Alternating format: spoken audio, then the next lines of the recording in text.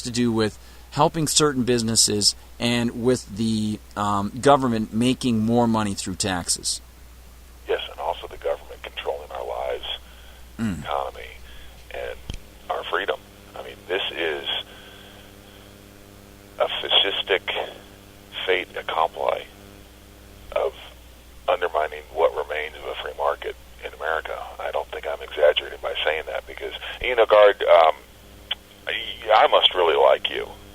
There are very few other people that I would try to wade through any sort of legalese, bureaucratic gobbledygook for. Yeah. And I tried to do it for you. And the best I can surmise from all this is that it represents just a huge power grab. I mean, what people talk about the taxes, about the taxes and the regulation and the cost that this bill is going to have, H.R.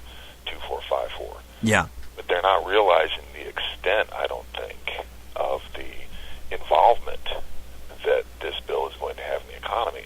It allows the federal government to get its tentacles into or deeper into everything from the electrical grid to, as you brought up, lighting, appliances, industry, and probably the most ominous of all is more health care. I mean, there actually is provisions in this bill for government control of healthcare institutions, federal government control, to deal with the impacts of global warming and climate change.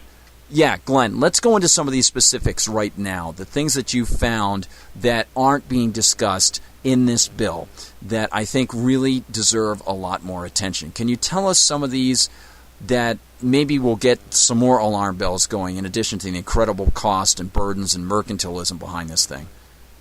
Well, Gard, first of all, I'd say that in general, it's very disturbing that this entire legislation is unconstitutional, not only for the reasons that we talk about in that Congress has no authority to do any of these things, but Congress isn't doing it. It's delegating its legislative authority to make laws to the Environmental Protection Agency. This whole bill is very amorphous and very general, and it is left up to the EPA to make specifics about how to implement the goals of the bill. The first thing that I came across that was disturbing was something called smart grid advancement, which appears to be a federal takeover of the entire electrical grid. I don't know how much the federal government controls the electrical grid right now. I'm sure it is to a great extent, but this gets into even more so. And just the centralization of power at the federal level, including, the way I read it, stuff like monitoring electric meters and all those sorts of things. Wow. And once they get their foot in the door there could be electricity rationing.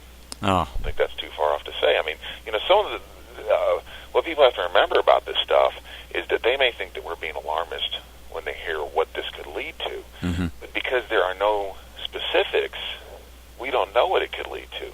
And the thing about bureaucrats and politicians is they always want to expand their power. There's always mission creep. Yeah. So if they get their foot in the door on anything, you can expect that they're going to build upon that.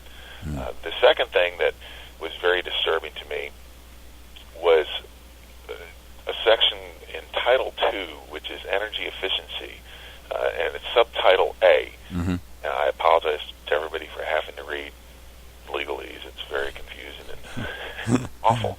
But in any case, it's called Building Energy Efficiency Programs. Under Section 201, there is a program for the federal government to be involved in state and local building codes. Incredible. It's Greater Energy Efficiency in Building Code. Section 304 of the Energy Conservation and Production Act is amended to read as following. And this is the other act. It's Section 304, Greater Energy Efficiency in Building Codes, National Energy Efficiency Building Codes. It says there should be established national energy efficiency building codes under this subsection for residential and commercial buildings sufficient to meet each of the National Building Code energy efficiency targets established under subsection A, blah, blah, blah. And then it goes on to say in another section that application of the National Code to state and local jurisdictions upon the expiration of 1 year after National Energy Efficiency Building Code is established under subsection B in any jurisdiction where the state has not had a certification relating to that code acceptable by the Secretary, this would be the Secretary of Energy, under subsection whatever, and the local government has not had a certification relating to that code accepted by the Secretary, the National Code shall become the applicable energy efficiency building code for such jurisdiction. Wow. What that means, of course, is that the federal government will be able to tell people what they can build their houses out of, how much and what sort of insulation they need, what sort of heating systems and cooling systems they can have in their houses, all this sort of stuff.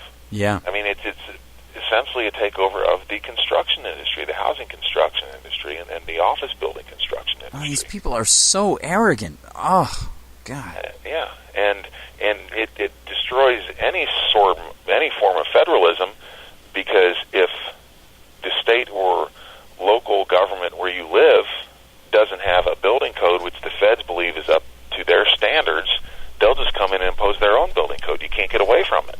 Amazing.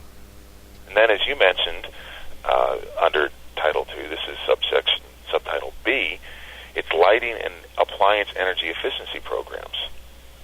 And there's a completely new program that I haven't heard about before that is created, and it's called WaterSense. And it includes a new certification for plumbers to publicize the need for proper installation and maintenance of WaterSense products by a licensed, and where certification guidelines exist, WaterSense certified professionals to ensure optimum performance, which essentially means that the government will be rewarding certain plumbers, because they will be the ones that get the contract if they go through this government program called WaterSense. Absolutely. It's about the conservation of water. Absolutely. They won't necessarily be forced to be certified under WaterSense, but those who are will have an ad council type commercial series on radio and television pushing people to go and contact your plumber, see if he's certified for WaterSense. And they'll get all the government contracts, which means that they'll be able to crowd out the non-WaterSense plumbers. There's more control over industry. Subtitle D of Title II allows the Secretary of Energy more regulatory power over industry. Under Title VII, additional greenhouse gas standards. Part 4, Subtitle E, additional market assurances. And this would give, I am assuming, the Federal Trade Commission the power to regulate credit default swaps and other financial derivatives in the energy market. That is particularly vexing, and obviously that has a lot to do with the special favors that are going to be handed out to the special people at, like, for example, as you say, Goldman Sachs and other places like that. Yeah. Let's see, Title IV, transitioning to a clean energy economy. Subtitle C, consumer assistance includes wealth redistribution, which Section 432, energy refund program for low-income consumers. Oh, yeah, this one floored me, Glenn, when I read what you said. And this is amazing, too, by the way, man, because I just have to tell people, when you sent this over to me, you highlighted the things, and then you set them down in such a way that it's very easy for me to check these out. They've got this tax credit thing in case the requirements of this new cap-and-trade bill that apply to poorer people become onerous on them financially. And really, that's just euphemistic talk for a further redistribution of wealth from the wealthy to the poorer people, just like they have now with the Earned Income Tax Credit. Am I reading this wrong? Yes. No. Not reading it wrong. Okay. That's exactly right. Okay, great. At least we can all understand it. Yeah.